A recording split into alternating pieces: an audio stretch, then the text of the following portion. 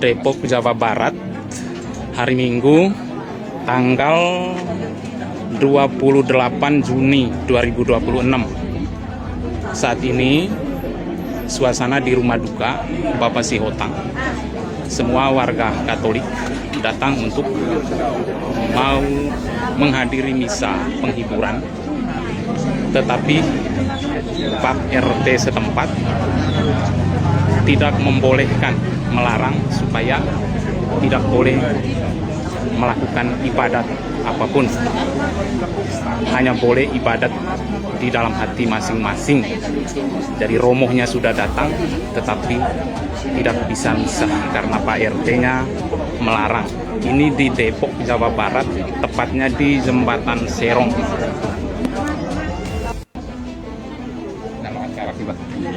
Ya, tadi kita sudah lihat ya bagaimana kejadiannya. Ya, ini benar-benar aneh. Ini benar-benar aneh bin ajaib. Kenapa? Karena ada orang yang meninggal. Orang yang meninggal sudah sewajarnya kalau ada orang yang pergi untuk melayat. Nah, orang yang melayat ini ada yang namanya ibadah penghiburan. Untuk menghibur keluarga melalui firman Tuhan, ibadah bersama, memberikan keyakinan bahwa Tuhan sudah menyelamatkan orang yang dipanggil oleh Tuhan. Dan ini ketua RT-nya melarang coba. Dilarang untuk ibadah. Nah, ini orang bagaimana ya? Bahkan dia mengatakan dalam konteksnya tadi dikatakan dalam video itu bahwa harus ibadah dalam hati masing-masing. Saya nggak habis pikir ini. Lokasi juga di Depok.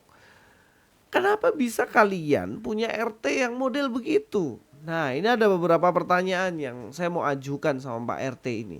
Yang pertama, apakah agamamu mengajarkan supaya kamu tidak punya empati sama sekali? Tetanggamu meninggal, harusnya kamu justru pergi mendukung, memberikan pertolongan, bantuan yang mungkin dibutuhkan oleh keluarga. Iya kan? Apalagi kamu ketua RT, harus mengayomi. Nah, apakah kamu gak diajarkan untuk berempati sama orang lain, untuk mengasihi orang lain? Apakah agamamu itu memang mengajarkan kebencian kepada orang-orang yang gak seiman sama kamu? Dan ini yang bikin saya sangat-sangat heran. Yang namanya agama kan pasti akan mengajarkan sesuatu yang baik, yang mengasihi, berempati. Tapi kok ini malah dilarang orang mengikuti ibadah penghiburan. Yang kedua, apakah kamu sebagai perangkat desa, kamu itu melayani satu agama saja? Agama Islam. Apakah seperti itu? Bukannya kamu ini melayani bangsa ini yang terdiri dari 6 agama. Salah satunya adalah Katolik itu. Bukankah sebagai perangkat desa kamu harusnya mengayomi, memberikan wadah, menolong. Supaya apa? Supaya ini wargamu ini dapat melaksanakan ibadah dengan baik. Iya kan? Yang ketiga, apakah kamu ketakutan kalau ada ibadah seperti itu dan kemudian nanti umatmu, jamaahmu kemudian lari masuk ke Katolik begitu? Kamu takut seperti itu? Ya kalau takut ya justru harusnya di masjid-masjid kalian diajarkan supaya imannya jadi kuat.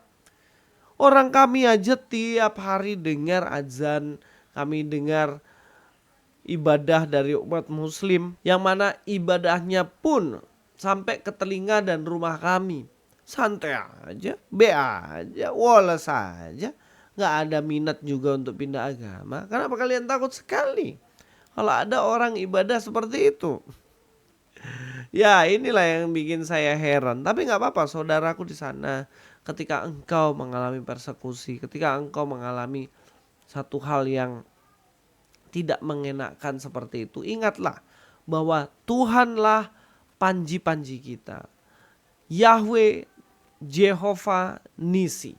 Yang artinya apa? Allah lah panji-panji kita. Allah lah kemenangan bagi kita. Dia adalah bendera yang menunjukkan pasukan kita masih berdiri. Yang artinya dalam peperangan rohani semacam ini pasti terkuras emosi kita. Kita mungkin dipenuhi dengan amarah. Tapi ingat, bukan kita yang harus turun tangan untuk membalas setiap hal yang dilakukan sama orang-orang itu. Tuhanlah yang akan turun tangan untuk membalas. Dan kalau sudah Tuhan yang turun tangan, bahaya nih orang-orang yang di situ. Ya mungkin itu saja dari saya, Luis Budi Prasetyo sini. God be with you all. Lalu Yesus mengajarkan kita mengasihi. Lalu peperangan apa yang kita hadapi? Kok kita dikatakan Yesus Allah lah panji kita. Kita menang karena Allah adalah panji-panji kita. Loh, kita ini perang sama siapa sebenarnya?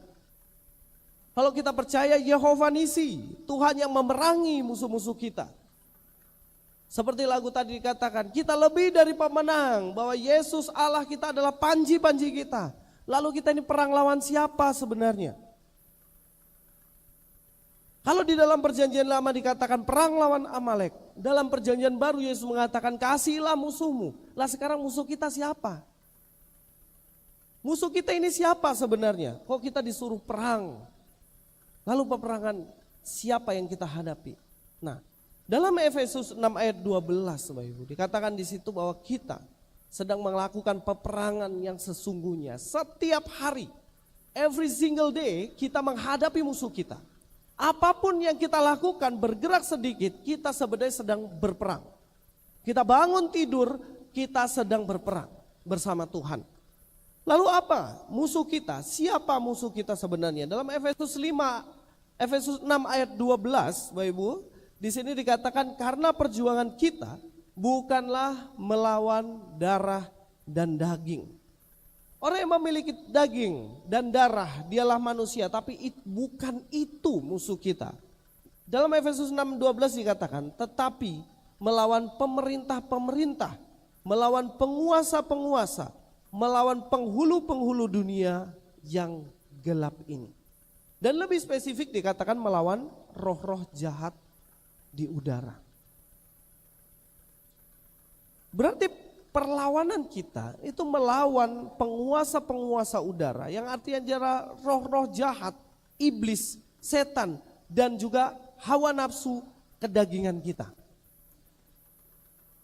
Berarti musuh kita ini sebenarnya bukan sesama, Bapak Ibu. Musuh kita adalah keinginan daging kita untuk berbuat dosa, yang terus-terusan digoda oleh iblis untuk kita supaya lebih melakukan apa yang menjadi kejahatan-kejahatan hidup kita dibandingkan kita taat kepada Tuhan. Inilah peperangan kita sebenarnya.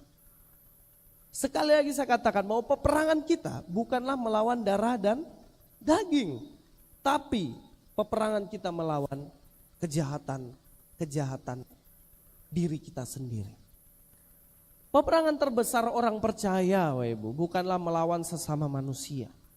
Ini kita harus ingat, melainkan melawan godaan supaya tidak jatuh di dalam dosa dan tidak meninggalkan Tuhan. Inilah peperangan kita setiap hari.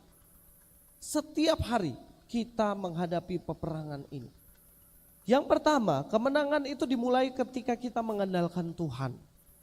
Di dalam Keluaran 17 ayat 11, kalau kita perhatikan dalam teks itu, dikatakan dan terjadilah apabila Musa mengangkat tangannya lebih kuat Israel, tetapi apabila ia menurunkan tangannya lebih kuatlah Amalek. Ketika Musa menang menghadapi Amalek, itu bukan karena Musa dengan kekuatannya, bukan Yosua dengan strategi peperangan yang luar biasa kemudian menang. Musa menyadari bahwa hanya tangan Tuhanlah yang membuat mereka menang pada saat itu. Bapak Ibu, kadang kita lupa ya, dalam problem masalah kita menghadapi segala situasi ini, kita pikir semua masalah itu beres dan selesai karena kita yang kerjain kadang-kadang. Kita lupa bahwa gak ada kita pun masalah ini bisa selesai karena Tuhan adalah panji kita. Kalau kita mau berserah sepenuhnya kepada Tuhan, maka